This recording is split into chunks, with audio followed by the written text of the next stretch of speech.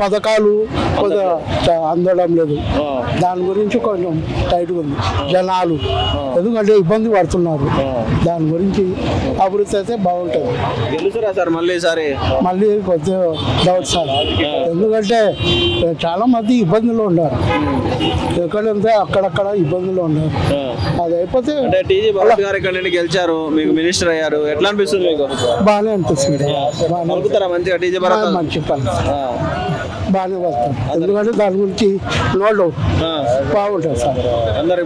పలుకుతాం, పోతే పలకరిస్తారు, బాగుంటుంది. ఎందుకంటే ఒక ఛాన్స్ ఇవ్వమని కొన్నారు వాళ్ళు, ఇచ్చినారు జనాలు. అంటే వాళ్ళ నాన్నగారు కూడా బాగా ఎంపీ సార్, బాగా ఇంకా అభివృద్ధి బాగుండే, ఇంకా బాగుండే. చిన్న పిల్లలైనా బాగా చేస్తారు, వాళ్ళిద్దరు బాగుండదు సార్. ఎందుకంటే ఒక ఛాన్స్ ఇవ్వండి అని అడిగింది, మన స్ఫూర్తికి ఇచ్చినాం సార్. బాగుంది, అంత బాగుంది. ఇంత ముందు కంటే ఇప్పుడు బాగుంది. ఏదైనా వర్క్ కానీ ఏదైనా బాగా జరుగుతున్నాయి, అన్నిట్లో బాగా ఉద్యోగాలు రావడము అన్నిట్లో బాగుంది. ఇప్పుడు చాలా బాగుంది ఇంత ముందు కన్నా ఇప్పుడు. గెలుస్తారా మళ్ళీ సార్? మరి ఖచ్చితంగా ఖచ్చితంగా. అంటే అప్పుడు జగన్ పరిపాలన బాగుందా, టీడీపీ పాలన బాగుందా? అప్పుడు అంటే జాబు ఏవి లేవు, అభివృద్ధి లేదు. ఎంతసేపు ఉన్నా జనాలు సోమరితనం అయిపోయినారు. ఇప్పుడు అట్లా లేదు కదా. కొంచెం చదువుకున్న వాళ్ళకి, యూత్కి అంతా జాబ్ పరంగా అన్నీ బాగున్నాయి ఇప్పుడు. కాబట్టి మళ్ళీ నెక్స్ట్ భరతే వచ్చేది. ఇంకా అందుబాటులో ఉంటాడా భరత్? ఉంటారు మాకైతే. అంటే మినిస్ట్రీ కూడా యువ నాయకుడు ఉంటారు, మాకు అట్లా ఏం లేదు. నాన్నగారు లాగా చురుకే బాగానే ఉంటుంది. యూత్ ఆయన కూడా యూత్లో ఉన్నారు కాబట్టి యూత్కి బాగా అర్థం చేసుకునే స్టేజ్లో దగ్గర ఉన్నాడు ఆయన. బాగా ఉంటుంది.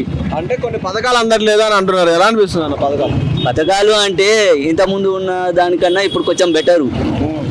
పథకాల గురించి ఆలోచన చేస్తే బతకడం కష్టమైపోతుంది.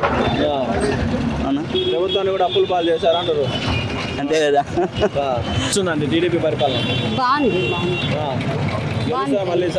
గెలుస్తారులేండి, అన్న గెలుస్తారు. అంటే ఇంతకుముందు జగన్మోహన్ రెడ్డి అన్ని మహిళలకి బాగా మహిళా ఆసరా అవన్నీ ఇచ్చేటోళ్ళు కదా.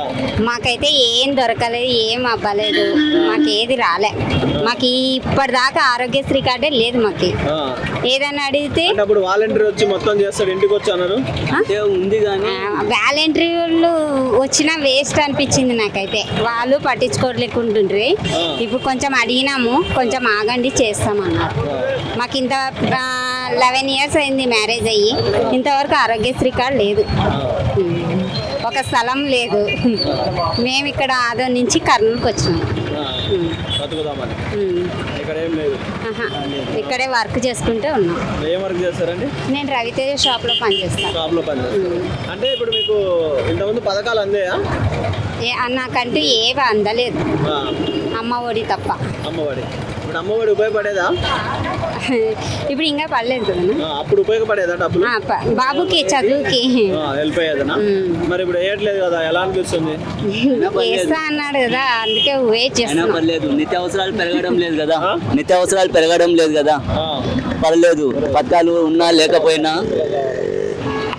ఉన్నా లేకపోయినా నిత్యావసరాలు పెరగకుండా జనాలకి ఇది బాగా ఉంటే బాగుంటుంది మనకి. పన్నాయా? ఇప్పుడు లేవు. గెలుస్తారా మళ్ళీ ఈసారి చంద్రబాబు? ఏమో తెలియదు మనకి, చెప్పలేము. దాని టైం ఎటు వచ్చేది. ఇకైతే మంచిగా బాగా చేస్తున్నాడు. అన్నం క్యాంటీన్ బాగానే పెడుతున్నాడు, మంచిదే, బాగుంది. జగన్ వచ్చినప్పుడు తీసేసిండు కదా. తీసేసిన మామూలుగా తీసేసిన. ఇప్పుడు బీదోళ్ళు బాగుంది, కొంచెం మేలే, పర్వాలా. వాళ్ళు బీదోళ్ళు బతుకుతారు, 10 మంది అట్లా బతుకుతారా? బతుకుతారు. 5 రూపాయలకు మంచి అన్నం పెడుతున్నారా? పెడుతున్నారు. ఏమేమి పెడతారు? మామూలుగా సాంబారు, ఇడ్లీ అదన్నీ పెడతారు. ఎప్పుడైనా తిన్నారా మీరు? తింటాం మేము, ఇంటి ఇక్కడనే తినేది.